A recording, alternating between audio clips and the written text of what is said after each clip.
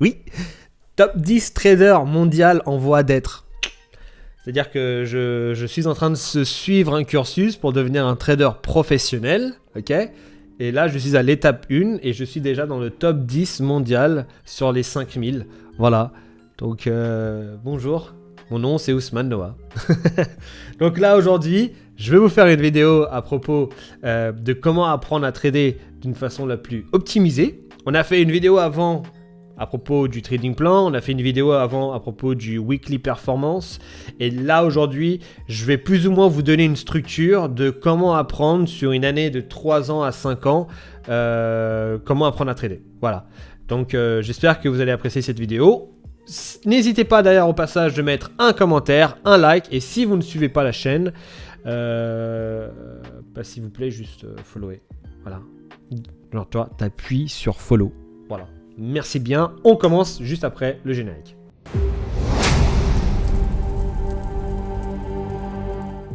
La première étape consiste à apprendre le trading. Ok ? Simple comme tout. La stratégie en lui-même. Et là, je demande à être scolaire. C'est-à-dire que si vous apprenez par exemple le SMC ou bien le ICT, vous devez comprendre ce que c'est un order block et travailler dessus. Et faire du backtest dessus, faire du forward test dessus. Tout comme si vous apprenez les résistances et les supports, pareil, vous devez faire un travail optimal que sur ça. Vous ne devez pas penser à propos du risk management, la psychologie, tout ce qui est en rapport avec... le risque reward et ainsi de suite. Non, vous devez être scolaire et vous devez apprendre les termes, ok, et la stratégie en lui-même. Rien de plus. Et ensuite, quand vous allez commencer à apprendre la technique, vous allez commencer aussi à vous imprégner des fondamentaux. Alors, moi, je pense pas qu'il faut apprendre tout ce qu'il faut sur les fondamentaux, ok. Même moi, je connais pas encore tous les fondamentaux et je m'en bats un peu. Les sgags, hein, on va dire ça comme ça correctement. Mais ce qui m'intéresse moi dans les fondamentaux avant tout, c'est quelle news fondamentale peut impacter le marché. Ok ? Là aujourd'hui, si je vous pose la question, quelle est la news qu'on attend cette année, ok, qui pourrait impacter le marché? Donc il y a les taux d'intérêt, il y a le PMI, il y a le CPI et ainsi de suite. Ok ? Et en ayant des connaissances dans les fondamentaux, en fonction de votre paire, vous allez aussi être au courant des news qui vont impacter votre paire. Par exemple, moi je parle du yen. Le yen va être, dans la grosse majorité du temps, va être impacté par le PIB. Parce que l'économie du yen est autour du PIB avant tout. Voilà, tu vois, c'est des choses comme ça où vous n'avez aucune idée de ce que c'est, à moins que vous ayez un peu de connaissances dans les fondamentaux. D'accord ? Donc soyez scolaire au début. N'allez pas sur les charts en mode « Ok, je suis le nouveau loup de Wall Street et que je vais commencer à trader comme un taré après 1 mois ou 2 mois de connaissances. » Non, non, non. Juste prenez votre temps. Pas trop non plus. Apprenez scolairement ce que c'est votre stratégie. Et ensuite, on va passer à l'étape 2. Et l'étape 2, c'est à propos du win rate. Alors, aujourd'hui, quand vous apprenez le trading, vous allez être dans une situation où vous allez apprendre comment trader et vous allez apprendre comment backtester, comment forward tester, avec des RR qui peuvent aller de 1,10, de 1,5, de 1,1 et en fait, ça part un peu dans tous les sens. Et moi, ce que j'essaie de faire là dans cette vidéo-là aujourd'hui, les gars, c'est qu'on puisse se donner une petite structure. Donc là que vous avez commencé à apprendre la partie technique, d'accord ? Et il est enfin temps de mettre ça en pratique. Mais vous ne pouvez pas commencer à mettre ça en pratique avec des RR beaucoup trop grands. Donc c'est pour ça que là, l'objectif, c'est de juste travailler sur votre probabilité. À quel point vous avez raison et à quel point vous avez tort. Avec des RR de 1,1. Et ça, c'est super important que vous mettez ça en place. L'objectif, c'est d'avoir un win rate au-dessus des 50% pour commencer. Si vous êtes dans les alentours des 70%, 80% c'est incroyable, mais autour des 70%, c'est très très bien. Et à partir de là, vous pouvez commencer à travailler sur l'étape 3. Mais pour le moment, prenez le temps qu'il faut pour travailler avant tout sur votre probabilité. Parce que si vous commencez à travailler, si vous commencez à apprendre à trader, mais que vous avez tort la grosse majorité du temps, c'est qu'il y a soit un problème dans la stratégie, soit il y a un problème dans votre façon de gérer votre risk management. Donc c'est pour ça que je préfère me dire, ok, on apprend tout ce qu'il faut sur la stratégie avant tout, et ensuite on met en pratique, mais avec un filet de sécurité assez ouvert, d'où le risque-reward du 1-1 avec un win rate à plus de 50%, idéalement à 70%. Alors, pourquoi le but de cette vidéo aujourd'hui, c'est que hier, en ayant parlé avec plein d'étudiants anglais, je leur ai posé la question, c'est quoi ton win rate? Et il y avait des mecs qui avaient appris à trader depuis 1 an, d'autres qui commençaient à trader depuis 2 ou 3 mois, et je pose la question, c'est quoi ton win rate? Et je suis sûr, et si vous connaissez votre win rate, dites-le moi en commentaire, mais je sais que pas mal d'entre vous, les gars, et on va pas se cacher, hein, ok, on va être sincères entre nous, on sait très bien que vous ne connaissez pas votre win rate. Et ça, c'est un problème. Ça, c'est la différence entre quelqu'un qui prend le trading sérieusement et quelqu'un qui veut juste faire ça comme un hobby et qui n'a aucune structure d'apprentissage derrière.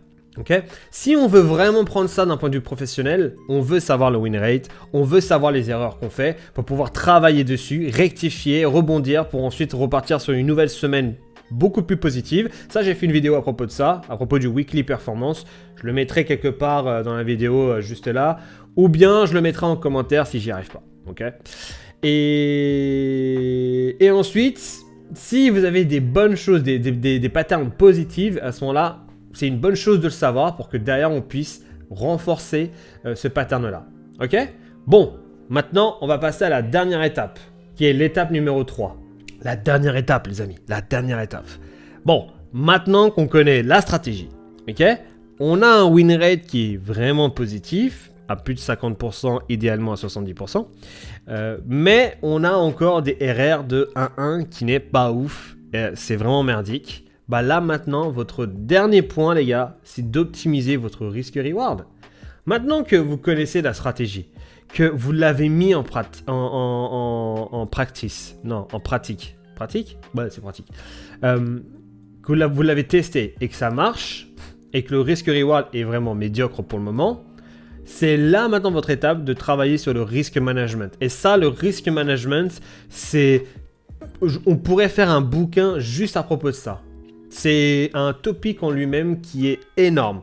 Donc là, l'objectif, c'est de maintenant travailler sur le risk management. Je vais mettre une petite photo là, quelque part ici, là. Vous allez voir, une petite photo juste là. Et vous allez voir que, et prenez un screenshot même, le win rate au début, si vous avez par exemple un win rate de 20% mais que votre RR est de 1-1, c'est de la merde. Vous allez voir que c'est très difficile d'être profitable. Moi j'ai mis du temps un petit peu à comprendre ça au début, jusqu'au moment où là maintenant aujourd'hui ça fait sens. Là maintenant si vous avez un win rate de 60% par exemple, ok, là si vous faites un ratio de 1-1, vous êtes en positif, c'est cool. Par contre, le jour d'après, si vous faites un stop loss, vous retournez en break-even dans la semaine. Et c'est là où je trouve que c'est assez compliqué de pouvoir être profitable sur le long terme. L'objectif ici, maintenant, dans la dernière étape, c'est d'améliorer votre risque-reward. Et pour améliorer votre risque-reward, vous allez devoir très certainement, je ne dis pas que c'est la solution, mais très certainement, travailler dans du plus petit time frame, commencer à être beaucoup plus chirurgical en fonction de vos prises de position et ainsi de suite. Et là, vous allez voir que votre risque-reward va commencer à être de plus en plus intéressant. Alors, moi, j'étais le gars qui disait qu'il fallait avoir un très gros risque-reward au début. Maintenant, après avoir parlé avec beaucoup de traders profitables, des gens comme Paladin, Omar, Pasquale, qui est le plus gros trader prop firm de cette génération pour le moment, qui a fait plus de 2 millions de withdraw, 2 millions de dollars, eux n'ont pas un risque-reward de dingue. Non, ils n'ont pas un risque-reward de dingue. Donc, moi, je vais partir sur, en fonction de votre paire. Si vous tradez EURUSD, un risque-reward de 1,3, c'est très bien. Moi, je trade GJ, donc un risque-reward de 1,5, c'est passable. Mais vous devez comprendre une chose, c'est que si par exemple, vous avez un RR de 1,5 d'un point de vue général, et que lundi, vous faites TP, mardi TP, lundi TP, mardi stop loss, mercredi stop loss, jeudi, vendredi stop loss, ok? Donc tout le reste de la semaine, c'est stop loss et vous prenez qu'un seul trade par jour. Avec un RR de 1,5, à la fin de la semaine, vous restez quand même profitable. Et ça, juste psychologiquement, ça a un impact positif de malade mental. Vous voyez? Donc, il est impérial, il est important, il est nécessaire de travailler sur votre risk et reward à un certain moment dans votre apprentissage. Et c'est pour ça que je préfère le mettre à la fin, parce que là, vous avez pu travailler sur votre win rate, vous avez pu... Et là, c'est le temps d'optimisation. Et derrière, voilà, derrière le risk management, bien sûr, hein, si vous n'avez pas de stop loss, bah, vous êtes un enculé. Si vous avez une stratégie de merde, mais que vous voulez commencer à travailler sur votre RR, bah, vous êtes un enculé. Si vous n'arrivez pas à avoir des trades gagnants, si vous n'arrivez pas à tenir vos trades gagnants, bah, vous êtes pas un enculé, mais vous êtes une petite, vous êtes mignon. Ouais, vous êtes mignon, on peut dire ça, on va dire vous êtes mignon, ok. Alors, j'ai une personne qui m'a dit sur Insta, la psychologie, comment passer de bon analyste à une bonne exécution. I am here, je te réponds à ça, parce que c'est plus ou moins lié à tout ça. Pour passer d'un bon analyste à un bon exécutionneur, je sais pas si ça se dit, il y a une transition à faire entre le backtest et le forward test. Tu es potentiellement très très bon à analyser après ce que le marché ait fait, ce qu'il ait fait, ou bien à analyser une charte qui est stricte. Néanmoins, tu vas être dans une situation différente quand le marché va commencer à bouger. Pourquoi ? Parce que déjà de 1, la psychologie, le stress du « je ne sais pas ce qui va se passer derrière, je ne suis pas au contrôle du temps ». Bah ouais, parce que quand vous backtestez, en 1 minute par exemple, vous pouvez mettre stop et réfléchir pendant 5 minutes. Sauf que les gars, techniquement, on n'a que 1 minute pour réfléchir. Et c'est là où beaucoup de personnes font l'erreur. Étant donné que vous voulez devenir riche trop rapidement, vous apprenez scolairement la stratégie trop rapidement. Moi, aujourd'hui, tu me mets une charte juste devant moi, en 1 minute, j'arrive à tout analyser. Parce que j'ai bouffé des chartes qu'aujourd'hui, maintenant, c'est devenu instantané dans ma tête. C'est comme les joueurs de football qui peuvent juste fermer les yeux et récupérer la balle et faire des jongles, etc. Parce que c'est inné maintenant, c'est dans leur tête, c'est la même chose maintenant. Et donc, si tu as ce problème, ou d'autres personnes ont ce problème-là, parce que 1 milliard de personnes ont ce problème-là, de toute façon, quoi qu'il arrive, il est super important d'être plus à l'aise dans du forward testing, plus à l'aise à overtrader dans du forward testing, que faire du backtesting, ok? Tout comme je serai la première personne à vous dire, les gars, overtrader le plus possible. Quand vous commencez à trader, quand vous commencez à apprendre à trader, overtrader. Votre objectif, c'est de mettre en pratique tout ce que vous avez appris le plus possible. On n'est pas là pour se retenir au début. On est là pour faire des expériences sur les charts à travers ce que vous avez pu apprendre dans votre stratégie. Et donc du coup, il faut overtrader. Il faut être sur ces charts, prendre un trade là, par là. Tant qu'à la fin, vous posez la question du pourquoi mon stop loss, pourquoi mon TP. Voilà. Ok ? Aussi simple que ça. Donc, pour passer à un super bon analyste, à un super bon exécutionneur, je ne sais même pas si c'est français en vrai, mais j'espère que oui. L'étape entre les deux, c'est juste faire moins d'analyse, faire moins de backtest, mais plus de forward test.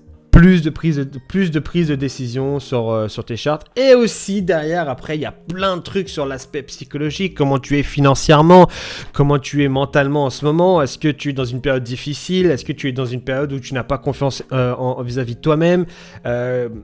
La grosse majorité du temps, ça va être financier. Parce que si tu as peur de cliquer sur un bouton, c'est parce que tu as peur de perdre de l'argent. Donc, si tu as peur de perdre de l'argent, c'est-à-dire que financièrement, tu n'es pas stable. Et ça, c'est un truc que j'ai dit déjà dans le passé. Moi, je l'ai dit plusieurs fois que le trading, c'est pas fait pour tout le monde parce que mentalement, il faut être fort, mais aussi financièrement, il faut être stable. C'est pour ça que c'est pas forcément fait pour tout le monde. Donc voilà, il y a tous ces questionnements à se poser. Et à travers tout ça, à un moment donné, psychologiquement, tu vas juste battre les couilles d'appuyer sur le bouton. Moi, aujourd'hui, je m'en bats les couilles. C'est pas parce que j'ai énormément de thunes ou quoi. Non, au contraire. Je suis toujours en train de créer cette banque, ma banque personnelle. Je suis encore en train de la créer. Néanmoins, j'ai pris cette habitude et accepté le fait que je ne peux pas avoir cette peur-là quand j'appuie sur le bouton. Sinon, cette peur-là va avoir des conséquences négatives sur ma façon de trader. C'est bon les amis, maintenant on a fait le tour des 3 étapes pour apprendre à trader. Franchement, je pense qu'avec toutes les vidéos YouTube que j'ai, surtout les plus récentes, avec le trading plan, avec le weekly performance, je ne sais même pas comment on dit ça en français, et cette vidéo-là, franchement, vous allez apprendre comment trader de la façon la plus optimisée au monde. Et personne ne l'a fait, d'accord? Donc, je vous en supplie, regardez ces 3 vidéos-là. Je vais les mettre quelque part ici, ou bien en commentaire si vous ne les trouvez pas. Dans l'ordre même, je vais les mettre dans l'ordre. Et voilà, suivez ça et je vous garantis que ça ira très très bien et que vous allez réussir derrière. Ok? Prenez soin de vous et je vous dis à la prochaine.